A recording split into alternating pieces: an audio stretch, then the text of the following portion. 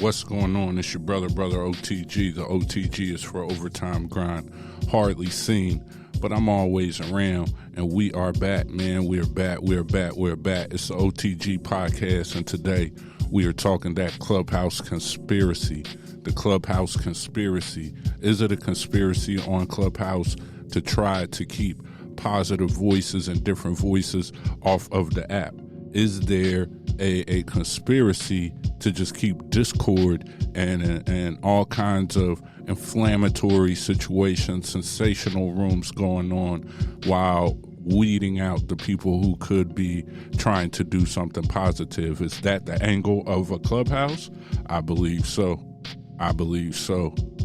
So we are about to go right into it. You know what I'm saying? So first off, I want to say thank you to everybody wherever you're listening to this at: YouTube, Spotify, Apple Podcasts, Patreon, Discord, wherever you guys come from. I appreciate you. Make sure you go to brotherotg.com and you sign up for the email list. We are moving to the stereo app.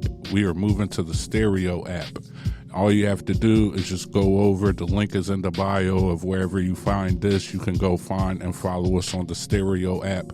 We will be hosting our first conspiracy theories, real or fake with the facts, the true Clubhouse Conspiracy on Saturday. I will tell you the actual date, and then you will find the replay Saturday, May 14th at 2 p.m. So what is the Clubhouse Conspiracy, O.T.G.? What are you talking about? How did it get here? So let's rewind. Let's start on December 20th, let's go back to Thanksgiving of 2020. Thanksgiving 2020, I get a call from a guy that I am coaching. He says, "Hey, bro, I think you need to get on this new app. It's called Clubhouse." At that time, Joe Budden called it the Chatty House. It was an undercover app where a lot of people could go, and they could go be on the stage and engage with people in real time, almost like a party line on the phones. You know, after a while of being asked to come on there, I was like, nah, bro, it's not really for me. You know, we're in the middle of the pandemic. I'm trying to figure out how we going to move this business and do things. And he says, yo, I think it would be a great place for you to come, because the way that you tweet and the way that you say things, people don't really know how to take you. They take it one way, but once they actually hear you talk, it would be a different type of thing. And plus, with the pandemic, it's time for people to see you or just hear from you. You know what I'm saying? Like, you don't got rappers no more. You're not really doing certain things in the music business. It's time for people to know who O.T.G. is. You get what I'm saying? So I'm like, all right, bro, you got a pretty good case. I think I might hop into, I might check it out. So I check it out, you know? So that's when I joined Clubhouse. My very first experience with Clubhouse, I automatically knew that there was something strange going on with this app. So the very first room that I go into is the day that everybody's saying Kevin Hart isn't funny. He isn't funny. They have this whole room about his comedy special, a bunch of different things. And so I go inside of this room. You know, I could tell there's a bunch of different people recording because I'm seeing clips come up all across the internet. So I take one of the clips, I put it up, and all of a sudden I get suspended. But I realized that the clip that I put up is actually a good clip going against what the narrative was. So understand, this is the first leg of our conspiracy, because the narrative was that Kevin Hart had said something and was handling the people in the crowd disrespectfully. But the clip that I had was something that had the whole interaction, right? And as soon as I put that up, I found myself getting suspended and then getting attacked on Twitter by somebody who was upset from an artist that I worked with 2 years prior, and I wouldn't give them an interview. So they essentially had weaponized the terms of service of Clubhouse against me to get me suspended, and then opened up rooms slandering and talking about us unfavorably and saying the wrong things and lying. So I was able to get back into the rooms. I was able to record that room, get some information, record the girl threatening me and saying that she was doing all this purposely. I got my account back from Clubhouse. But from that day, I pretty much knew that there was something strange about Clubhouse. I linked with a young guy named DJ L, and Don Prez and some other guys. And as we started to create these rooms that weren't moan rooms, that were rooms that created opportunities for people laid off during the pandemic, that were rooms that talked about hip-hop history, 2 hours, 4 hours with Mace, 3 hours with this hip-hop legend, 3 hours with this person, bringing in Muslims and Christians into a room. And I started to realize that as we started to bring certain entities into the spaces and start to hold these spaces, anything that was positive was getting closed down. If we had a room that brought in 2,000 people and it was just about arguing who was about the best rapper in hip-hop, it was cool. If we had a room where we was slandering another rapper and it was propagating something that could turn into violence, that was cool. But when we had these rooms that were creating community building and growing relationships between different cities and different entities, between Christians and Muslims and different types of people from all around the world, those rooms were the rooms where people would get suspended in the middle. Brother Risa would get suspended. Different, all kinds of people. So with that, that was the birth of the conspiracy theory space, because me being a problem solver and the guy who runs a lot of these brands for a lot of companies, a lot of different brands, a lot of different artists, DJs, and things of that nature, we have to figure out how to create a brand on this app and not be suspended. You don't want to take time to build out your fan base on this app, bring your artist or your brand on there. They say one thing and then all of your hard work is down the tubes. So I start problem solving and I start realizing, okay, it might be in the titles. So that is the birth of conspiracy theories, real or fake with the facts. It's an oxymoronic title. It crosses each other out. They do not work together. You know what I mean? So essentially it's not true or false. It's just a bunch of opinion. Now, hiding under that title, we would talk about all kinds of things. From the base of the title, people would just think that it was crazy. And the people who came inside of the room, it would be hard for them to actually be able to report the rooms, because it was a conspiracy theory, which people think are fake. And if it was facts, there was proof that it was facts cited with sources, right?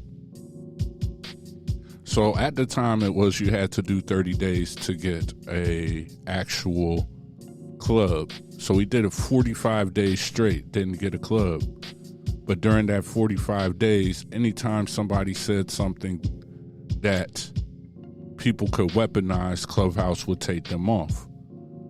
But at the same time, there would be rooms open just like they are today with WAC 100 and different other people. No diss to that man and how he runs his stuff. But I believe if you can have a space where you read people's paperwork off, which is government documents, you can tell people's addresses, but it's okay because it's public, then you should be able to have rooms under whatever title you want, long as you're not threatening people and or any violence is coming from the spaces, right? But that isn't the case. It seems like there's a conspiracy against positive and documented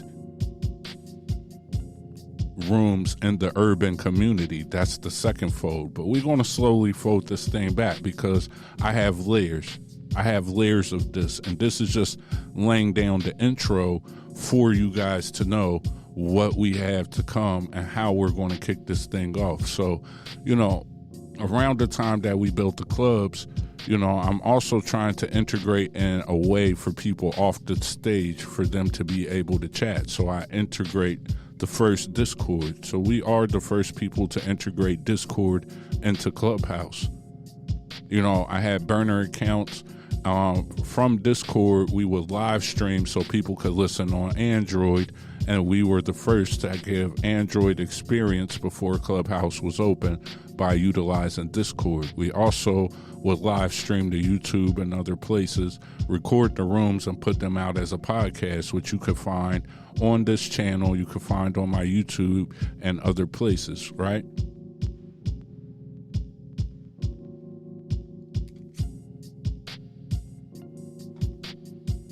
Now, with that being said, as we started to grow out and do certain things, I'm still noticing that, my rooms are going from 2,000 to 1,000 to 700 to 500. And I'm starting to notice that, one, other spaces are open, and I understand how the algorithm goes. But I'm also starting to see that my followers are all of a sudden starting to cap. And that I'm starting to get caught in this ring around the rosy of only being open and being seen to the same amount of people. And then I realized around the same time that a bot for Clubhouse exists that can shadow ban your rooms and can create fake followers and create reports on your rooms.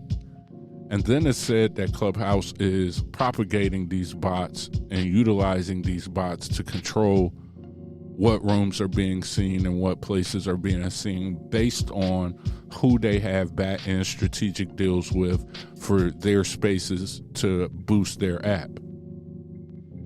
Which is okay, because, this is their app, but at the same time, you starting to encroach on free speech, because we should have fair access to the market if you're saying that the market is fairly accessible.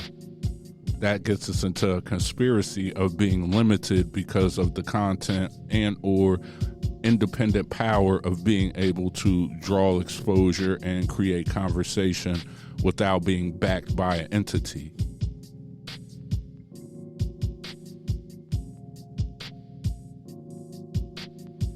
So now as I'm starting to notice this, I'm noticing that there's also a divide happening in my spaces. I have a space with 11,000 people in a group.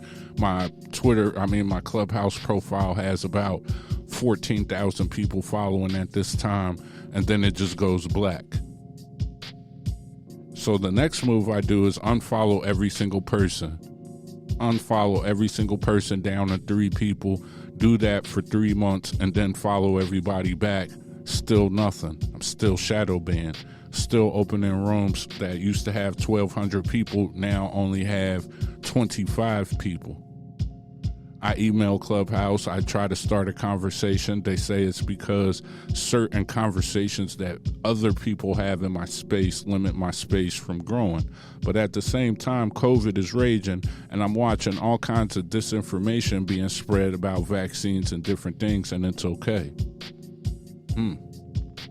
I wonder, but I'm just a peon.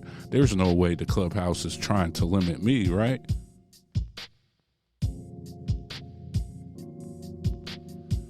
Well, then we start to fast forward and we go a little bit further. And I start to notice, as I am a member of the Nation of Islam, as we start to have our spaces, I start to notice every single time that we have spaces about the Nation of Islam, our rooms get closed down. But we have the freedom of religion in America. We could be under whatever religion we believe, and no matter what you decide or what you think about our religion, you cannot oppress us from having a voice if we aren't saying anything that is causing hurt, pain, harm, or any of those things. And we don't. It's all by people's interpretation. Somebody could be a Christian and say things, and I could interpret it myself that what they meant was to hurt me. But that's part of religion and politics, right? And those are the two raging conversations that are on Clubhouse. So now I'm starting to think, okay, so is this a conspiracy to keep discord up between different religions and the black community, because if you have rooms that are positive, that encourage positivity, community building, things to give people some clarity and context about things, whether it's the nation, whether it's your belief system, whether it's about a statement that you made, all of those rooms get blackballed and or shadow banned. You know, we brought the chairman, Fred Hampton Jr. on there, and you know, I got reported and lost one of my accounts. It was because the way we had it structured, I took the hit. We brought so many different legendary people onto the app, and they had terrible experiences based on how we decided to be positive and position our spaces in a certain kind of way. You know, I think that there is a conspiracy there to keep negativity going on and feeding a negative vibe between black people, so that way you stay on their app, and that's what help keeps their app going.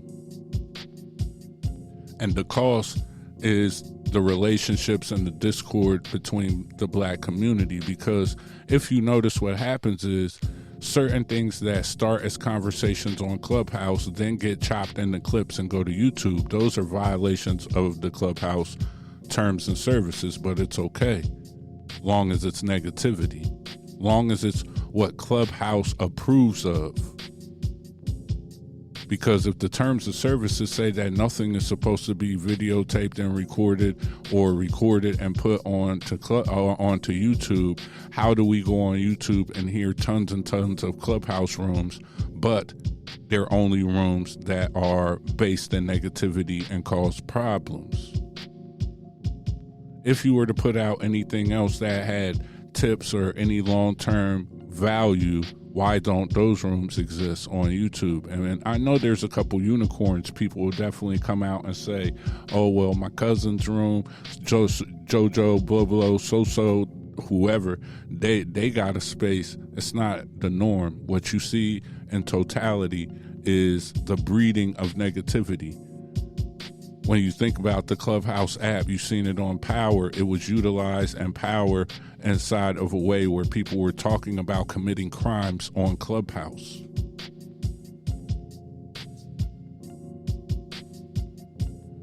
When you think about some of the topics and think about some of the things that go, if there is a problem between foundational black Americans and African Americans, and it's a sensational room that gets no clarity, guess where it'll be? It'll be on YouTube, it'll be on Twitter, it'll be on Facebook. But if it is a space where people have positive interactions and they come to a conclusion, guess where you'll find it? Nowhere.